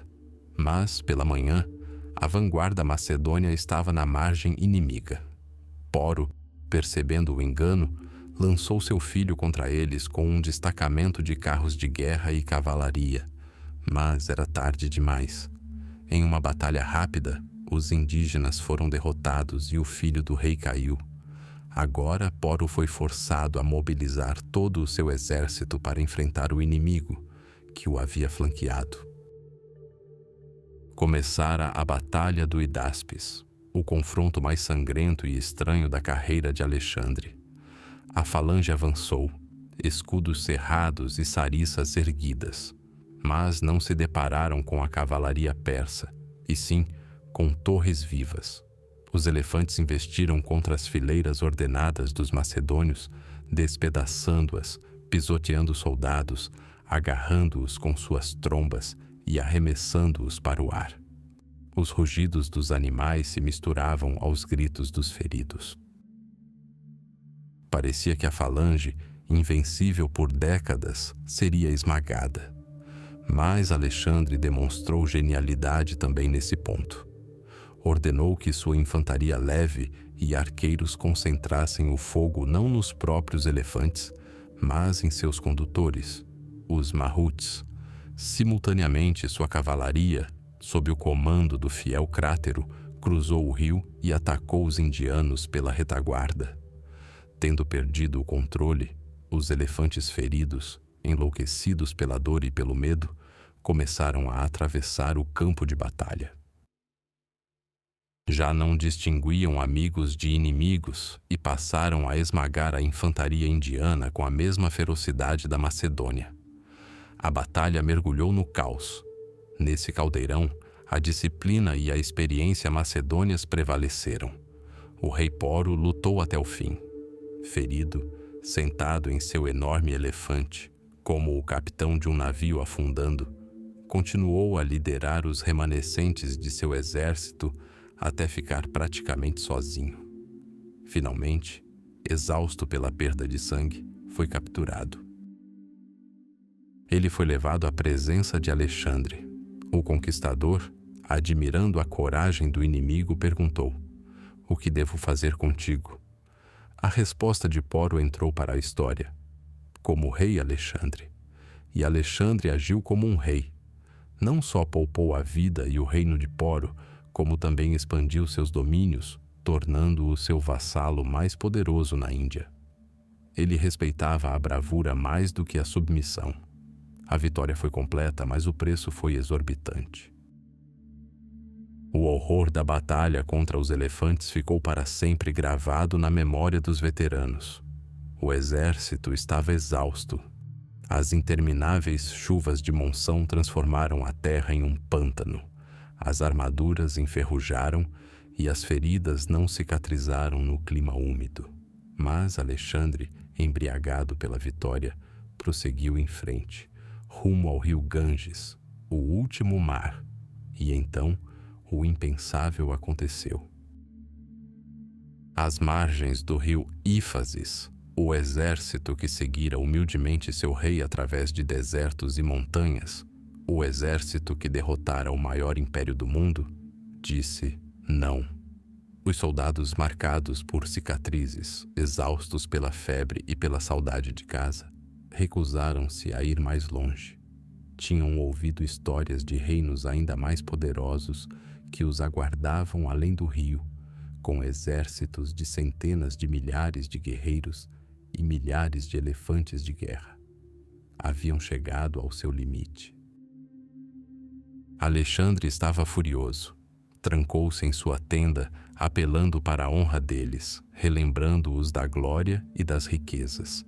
Proferiu um dos discursos mais apaixonados de sua vida, implorando-lhes que fizessem um último esforço até os confins do mundo. Mas, em resposta, viu apenas os rostos silenciosos e cansados de seus veteranos.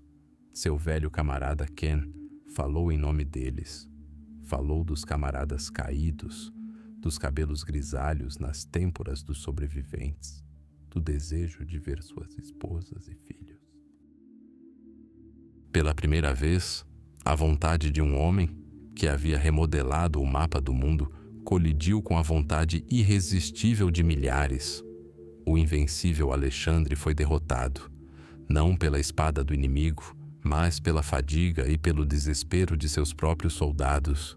Ele deu a ordem, o exército recuou. O sonho dos confins do mundo foi despedaçado às margens de um rio indiano sem nome. A expedição oriental havia chegado ao seu limite. O Oriente foi conquistado. O rio Ífases tornou-se uma fronteira invisível, além da qual o exército, embriagado pela vitória e exausto ao limite, recusou-se a avançar. Pela primeira vez na grande campanha, a vontade de Alexandre foi quebrada não pelas lanças inimigas, mas pelo cansaço de seus próprios soldados. Ele, tendo conquistado cidades e reinos, não conseguiu conquistar o espírito de seus macedônios, que ansiavam por voltar para casa. O sonho de alcançar a orla do Ecúmeno, banhado pelo grande oceano, foi despedaçado. O caminho se estendia para o oeste, mas para Alexandre o retorno jamais poderia ser uma simples retirada. Tinha que ser um novo feito, um novo desafio aos deuses e ao destino. Ele dividiu seu exército. Uma unidade sob o comando do experiente Crátero partiu pela Aracosia e Drangiana, uma rota familiar e relativamente segura. A frota construída às margens do Indo sob o comando do almirante Nearco deveria empreender uma viagem sem precedentes ao longo da costa, explorando a rota marítima da Índia ao Golfo Pérsico. Para si, Alexandre escolheu uma terceira rota, a mais perigosa, a mais temerária, a rota através do deserto da Gedrósia. Lendas antigas afirmavam que os exércitos da mítica rainha Semíramis e de Ciro, o Grande, fundador do Império Persa, pereceram aqui. O deserto de Gedrósia era sinônimo de morte, um lugar evitado até mesmo por tribos nômades. O que motivou Alexandre? Uma necessidade estratégica de apoiar sua frota avançando por terra em paralelo e cavando poços ao longo da costa? Ou seria o orgulho, ferido pelo motim em Rífaces, o desejo de realizar o que os maiores governantes do passado não conseguiram, provando assim sua superioridade? Ou talvez fosse um castigo cruel para o exército que ousou desafiá-lo? Uma lição fria e calculista, ensinada no próprio coração do inferno na terra. De uma forma ou de outra, a decisão estava tomada. Dezenas de milhares de guerreiros, veteranos de Grânico e Issa, conquistadores de Tiro e Galgamela, juntamente com uma enorme bagagem, mulheres e crianças, seguiram seu rei para o silêncio escaldante. Os primeiros dias não prenunciavam o desastre, mas a realidade logo se abateu sobre eles com toda a fúria de um sol impiedoso. A paisagem transformou-se num mar infinito de areia escaldante e rochas ressequidas. Durante o dia, o ar cintilava de calor e a areia sob seus pés parecia brasa. À noite, o frio cortante obrigava os homens a se encolherem em busca de calor, mas o maior inimigo, muito mais terrível do que qualquer guerreiro persa, era Assad.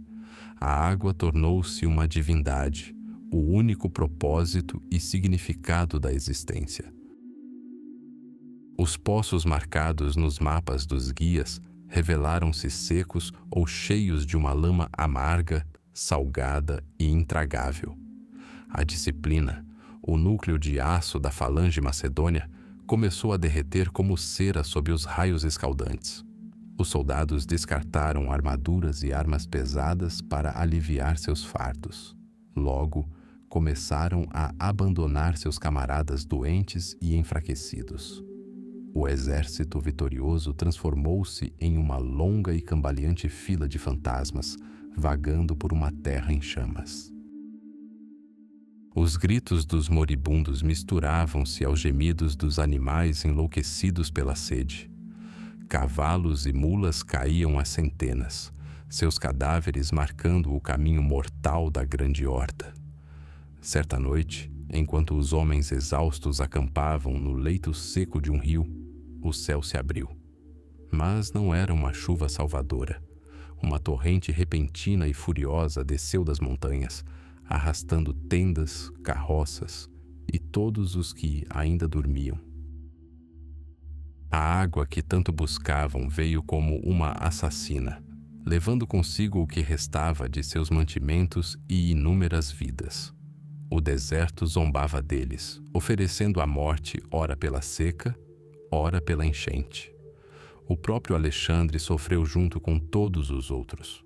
Abandonou seu cavalo, Bucéfalo, e caminhou à frente da coluna, compartilhando todas as dificuldades com o último de seus guerreiros. Sua presença, sua vontade inabalável, foram a única coisa que impediu o exército de se desintegrar completamente. E foi aqui, no coração do desespero, que ocorreu um dos episódios mais reveladores de sua vida. Vários guerreiros em busca de algo depararam-se com uma pequena nascente e recolheram um pouco do precioso líquido turvo em seus capacetes. Levaram-no ao seu rei, o único que podia salvá-los. O acampamento congelou. Milhares de olhos injetados de sangue observavam cada movimento seu. Alexandre pegou o capacete, agradeceu aos soldados pela sua devoção e, diante dos olhos de todo o seu exército exausto, derramou lentamente a água sobre a areia escaldante. A água penetrou na terra num instante, sem deixar vestígios.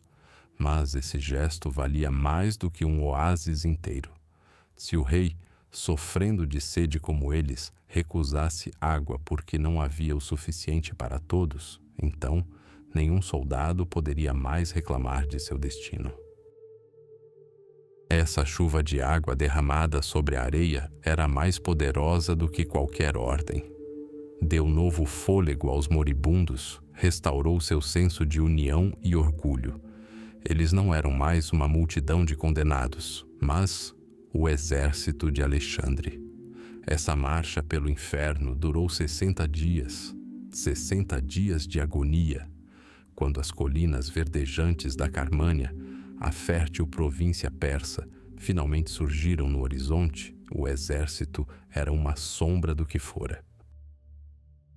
Segundo diversas estimativas, entre 1/3 e 3/4 de todos os que entraram no deserto jaziam sepultados nas areias de Gedrósia.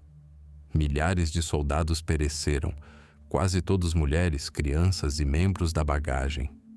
Foi a perda mais terrível de toda a história das campanhas de Alexandre. A vitória na Índia não foi paga com o sangue da batalha, mas com uma morte agonizante nas areias. E ali, à beira da salvação, Alexandre encenou algo inimaginável.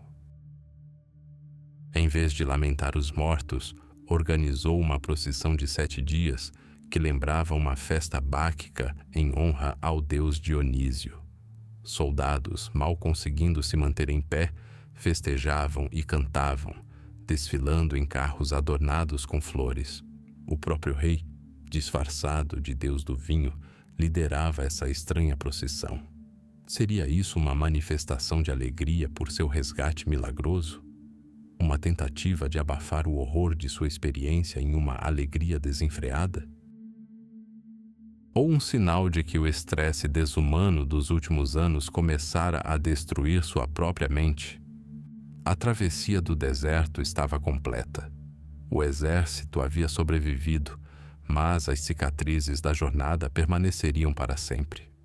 Alexandre provara que podia avançar onde outros haviam perecido. Mas o preço dessa demonstração de superioridade foi horrível. O grande conquistador retornou ao coração de seu império não como um líder triunfante, mas como um governante cujo exército fora derrotado não pelo inimigo, mas por sua própria vontade. A vitória tinha um gosto amargo, como areia e poeira. Babilônia, 323 a.C. O calor escaldante da Mesopotâmia envolvia a cidade que se tornaria o coração de um novo império sem precedentes. Ali, na antiga capital do mundo, Alexandre, conquistador da Ásia, governante de toda a Ecúmena, estava no auge de sua glória. Seu império estendia-se da Grécia à Índia, unido, sustentado não apenas pela força das armas, mas também pela força de sua personalidade. Parecia não haver limites para aquele homem. Novos planos ainda mais grandiosos já fervilhavam em sua mente. A conquista da Arábia, uma marcha ao redor da África, a conquista do Ocidente. O universo parecia pequeno demais para suas ambições. Mas foi aqui, no centro do seu mundo, sob o sol escaldante da Babilônia, que o maior conquistador da história encontraria seu último e invencível inimigo. Tudo começou, como tantas outras coisas na vida da nobreza macedônia, com um banquete. Após as cerimônias fúnebres por seu amigo Heféstion, Alexandre gradualmente retornou aos negócios e à vida cotidiana. No final de maio, ele aceitou o convite de seu amigo, o Tessálio Médio, para um banquete. A noite transcorreu entre vinho, conversas e lembranças de campanhas passadas, mas quando Alexandre estava prestes a partir, foi persuadido a ficar para outra reunião, menor, porém não menos alegre. E foi lá, segundo os autores antigos, após mais uma taça de vinho puro, que ele repentinamente gritou como se tivesse sido atingido no fígado por uma lança. Esse foi o primeiro toque do sino. Nos dias seguintes, seu estado piorou rapidamente. A princípio, era apenas uma febre, que ele tentou ignorar com sua tenacidade característica. Continuou a dar ordens para os preparativos da campanha na Arábia, realizou sacrifícios diários aos deuses e até se banhou nas águas frescas do Eufrates, tentando baixar a febre. Mas o fogo dentro dele ardia com cada vez mais intensidade. Um inimigo invisível, que nenhuma espada podia matar, havia entrado em sua corrente sanguínea e travava seu próprio cerco final. A cada dia que passava, suas forças diminuíam. O rei, que liderara exércitos através de desertos e montanhas, agora não conseguia caminhar de seus aposentos até o altar sem ajuda. Sua voz, que dera ordens a centenas de milhares de soldados, tornou-se um sussurro rouco. A notícia da doença do comandante espalhou-se como um raio por todo o vasto acampamento. A ansiedade deu lugar ao medo e, em seguida, a um profundo desespero. Os soldados, seus leais macedônios, que o apoiaram em todos os momentos, do Grânico ao Hidáspes, recusavam-se a acreditar. Para eles, Alexandre era mais do que um rei. Era a personificação da boa fortuna, um Deus vivo, o garante de suas vitórias e de seu futuro. Sua morte parecia impensável, o próprio fim do mundo. No 10º dia de sua doença, quando ficou claro que toda a esperança estava perdida, espalharam-se rumores pelo exército de que o rei já estava morto e que os generais estavam escondendo o fato. Surgiu um murmúrio. Os veteranos exigiram ver seu comandante uma última vez. Os diádocos, futuros senhores do mundo, não ousaram negar-lhes o pedido. E então ocorreu uma das despedidas mais trágicas da história. As portas do Palácio Real estavam abertas. E, passando pelo leito de Alexandre, que morria, seu exército fluía num rio interminável, um rio silencioso e infinito de gente. Veteranos, calejados por centenas de batalhas, com cicatrizes nos rostos e lágrimas nos olhos, passavam por seu comandante. Não disseram uma palavra, simplesmente o olhavam, tentando gravar na memória as feições do homem que representava toda uma era para eles. Alexandre já não conseguia falar. Estava consumido pela febre, mas sua mente estava lúcida. Reconheceu seus antigos camaradas. Respondeu a cada um com um olhar, um leve aceno de cabeça, um gesto com a mão. Essa despedida silenciosa carregava mais do que qualquer palavra. Glória compartilhada, dor compartilhada e a certeza de que sua grande campanha havia terminado para sempre. Quando o último soldado deixou os aposentos, apenas seus generais mais próximos permaneceram ao lado do rei: Ptolomeu, Seleuco e Pérdicas. Eles perceberam que o fim estava próximo.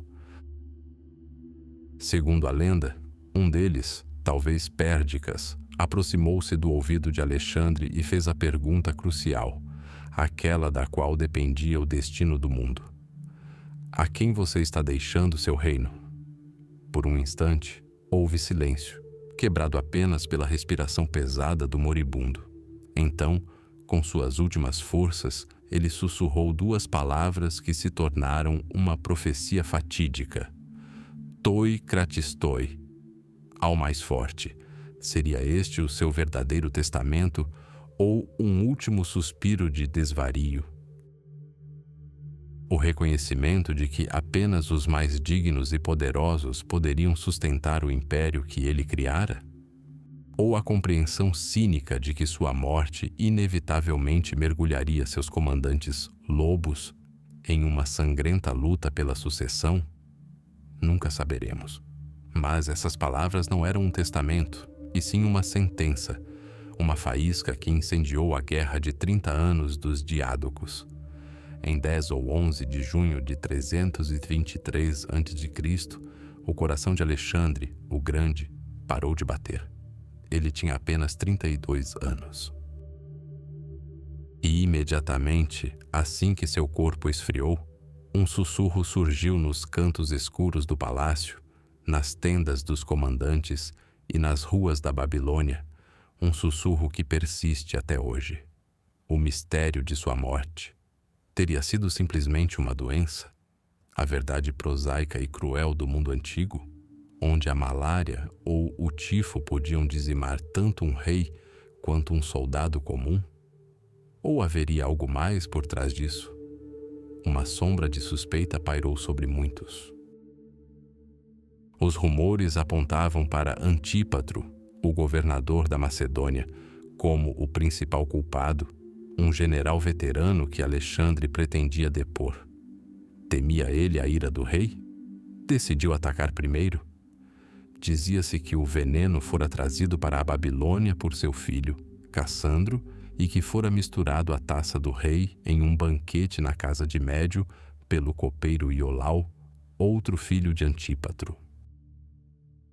As lendas até descreviam o próprio veneno, supostamente água gelada do mítico rio Estige, capaz de corroer qualquer recipiente, exceto o casco de uma mula.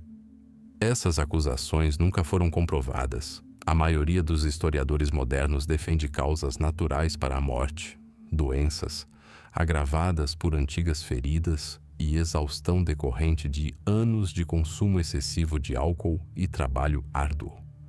Mas o mistério permanece.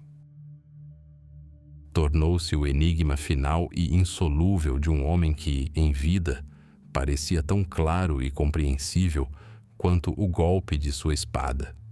O mundo parou, prendendo a respiração. A grande marcha havia terminado. O homem que unira o Oriente e o Ocidente, que mudara o mapa do mundo e o curso da história, jazia em silêncio em seu palácio na Babilônia. Seu império, o vasto fruto de seu gênio e vontade, fora órfão num instante. E cada um de seus poderosos companheiros, contemplando o corpo sem vida de seu rei, já experimentava sua coroa. O silêncio que pairava sobre a Babilônia era enganoso. Era a calmaria antes da tempestade. As guerras pelo legado de Alexandre estavam apenas começando. A morte de Alexandre não foi um fim, foi um começo. O alvorecer de uma nova era, deslumbrante e brutal, conhecida como helenismo. O grande rei não deixou herdeiro direto e, quando lhe perguntaram quem herdaria seu império, segundo a lenda, ele respondeu: ao mais forte. Essas palavras se tornaram uma sentença de morte para sua unidade e uma maldição para seus generais. O império, forjado pela vontade de um só homem, desmoronou no instante em que seu coração parou de bater. Seus generais, os Diádocos, camaradas de armas e sangue, que até ontem lutavam lado a lado, agora se entreolhavam com olhos de lobos dividindo os despojos. Ptolomeu, astuto e visionário, ambicionava a satrapia mais rica, o Egito. Seleuco, ambicioso e obstinado, se via como senhor das vastas extensões da Ásia. Antígono, o Caolho, um velho veterano, sonhava em preservar o Império unido sob seu domínio. Cassandro e Lisímaco dilaceravam a Macedônia e a Trácia. Começou a era das guerras dos diádocos, 40 anos de contínua carnificina fratricida. Foi uma dança sangrenta de gigantes sobre as ruínas do sonho de um mundo unido. Alianças foram formadas e desfeitas. Pais guerrearam contra filhos. Amigos tornaram-se inimigos mortais. A Batalha de Ipso, em 301 a.C., pôs fim à questão da unidade. O império estava morto. De suas ruínas nasceram 3 grandes reinos, os 3 pilares do novo mundo helenístico. O primeiro e mais estável foi o reino ptolomaico no Egito. Ptolomeu Lago, o fundador da dinastia, proclamou-se faraó, combinando habilmente as tradições administrativas gregas com as crenças do Antigo Egito.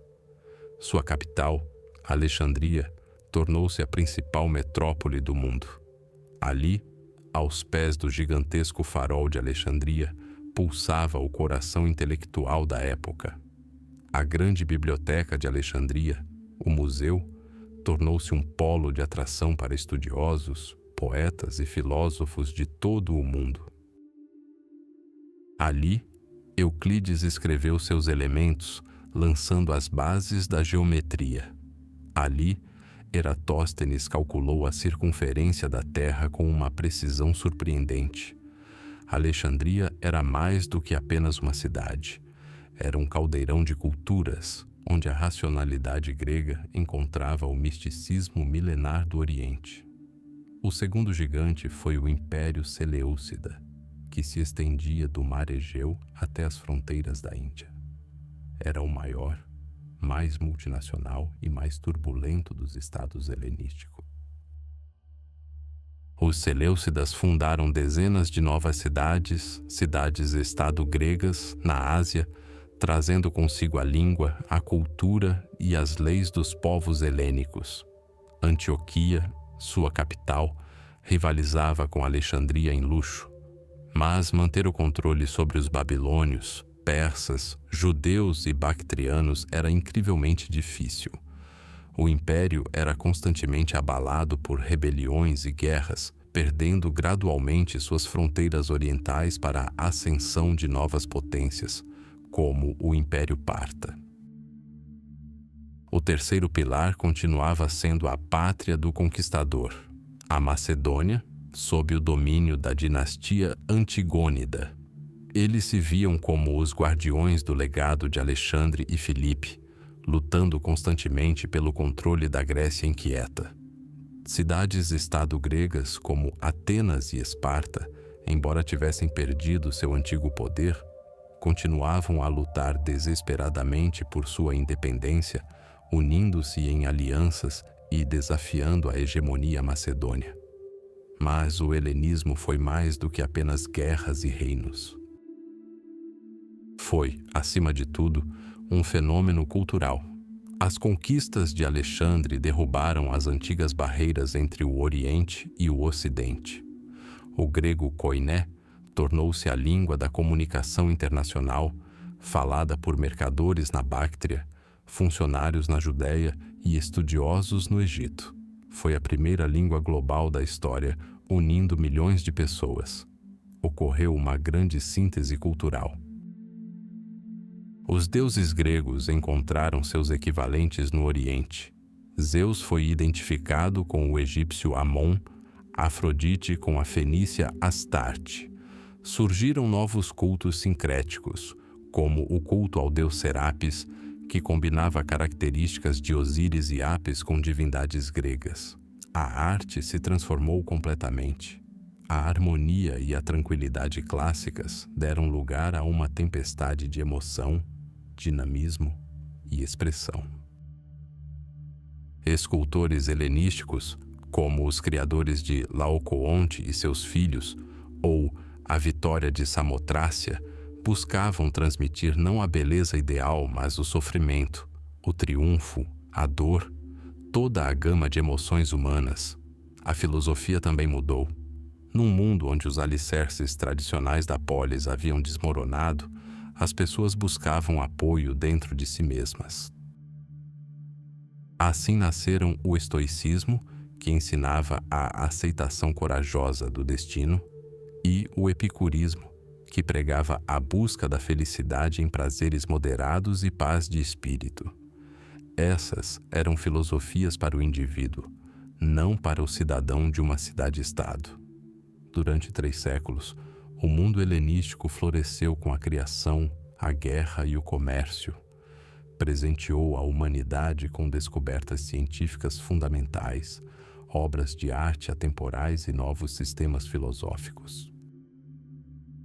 Mas as guerras intermináveis exauriram os reinos dos diádocos, deixando-os vulneráveis, e no oeste as nuvens já se acumulavam.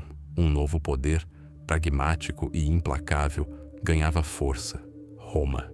A república, endurecida pela guerra, subjugou gradualmente as cidades gregas e, em seguida, reinos inteiros. A Macedônia caiu, depois o Império Seleucida. O último bastião do mundo helenístico era o Egito, da última rainha da dinastia ptolomaica, a lendária Cleópatra. Sua morte, em 30 a.C., simbolizou o fim de uma era. Roma conquistou o mundo helenístico pela força das armas, mas ela própria foi conquistada por sua cultura. A filosofia, a ciência, a literatura e a arte gregas tornaram-se o alicerce da civilização romana e, por meio dela, de toda a cultura ocidental. O império político de Alexandre, o Grande, durou apenas uma geração, mas seu império cultural, o mundo helenístico, nascido do fogo e da ambição, provou ser imortal. Ele mudou o curso da história, uniu civilizações e lançou os alicerces do mundo em que vivemos. O sonho de um homem por